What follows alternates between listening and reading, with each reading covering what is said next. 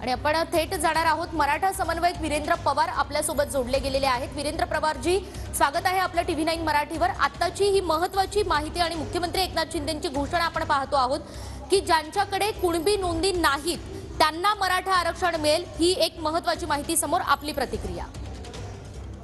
सकाळी सकाळी एक स्वागतार्ह बाब झालेली आहे, कारण मनोजदादांचं जिथे उपोषण सुरू असताना सरकारकडनं सकारात्मक काहीतरी घोषणा होणं आवश्यक होतं।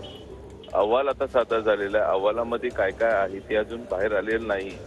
कारण मेन मुद्दा असा होता की जे सुप्रीम कोर्टाने ज्या क्रायटेरिया दिल्या होत्या ज्याच्यावरती मराठा आरक्षण अगोदरचं जे रद्द करण्यात आलं होतं त्याच्यामध्ये 102वी अमेंडमेंट होती, ती 105वी अमेंडमेंटनी सुधारण्यात आली होती, राज्याला अधिकार बहाल केले होते। दुसरा त्याच्यामधला प्रश्न होता की मराठा समाज मागासले पण सिद्ध करण्यासाठी या अहवालामध्ये काय काम केलं आणि त्याच्यात काय नक्की निष्पन्न झालंय, त्याच्यातनं जर चांगलं निष्पन्न झालं असेल तर ती एक सकारात्मक बाब असेल।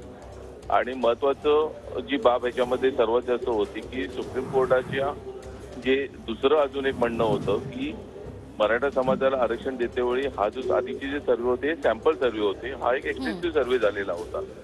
आणि ह्या जर सर्व बाबी जर बघितल्या तर हे यातून मिळणारं जे आरक्षण आहे हे कशा पद्धतीने राज्य सरकार देणार आहे ते बघणं आवश्यक त्याच्यामध्ये राहील। प्रश्न फक्त एवढाच आहे की आज मनोजदादांचं उपोषण सुरू असताना सरकारकडनं ही जी आज अहवाल जो सादर करण्यात आलेला आहे त्याच्या अंमलबजावणी किंवा त्याची जी आपल्या कॅबिनेटची मीटिंग जी आहे ती लवकरात लवकर जर घेण्यात आली आणि त्याच्यामधनं जर सर्व बाबी बाहेर आल्या तर एक चांगला निर्णय समाजाकडे राहील। कारण आरक्षण आम्हाला प्रत्येक वेळी मिळालेलं आहे, पण प्रत्येक वेळी काही ना काही त्रुटी राहिल्या होत्या।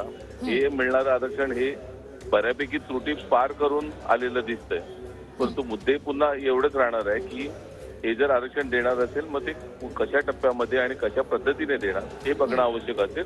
परंतु या बाबीबद्दल समाधान आहे की कमीत कमी मागासवर्गीय आयोगाचा अहवाल हा सादर झालेला आहे, मराठा समाजाच्या बाजूनी सकारात्मक दिसतोय। पटलावरती आल्यावरती त्याच्याबद्दल विस्तृत आपल्याला बोलता येईल। नक्कीच धन्यवाद वीरेंद्रजी, तुम्ही आमच्याशी या संदर्भात सविस्तर संवाद साधण्यासाठी। तर मराठा समन्वयक वीरेंद्र पवार आपल्या सोबत होते। आता कशा स्वरूपामध्ये सरकार हे आरक्षण देतंय हे पाहणं महत्त्वाचं असेल, अशी प्रतिक्रिया त्यांच्याकडून देण्यात आलेली आहे।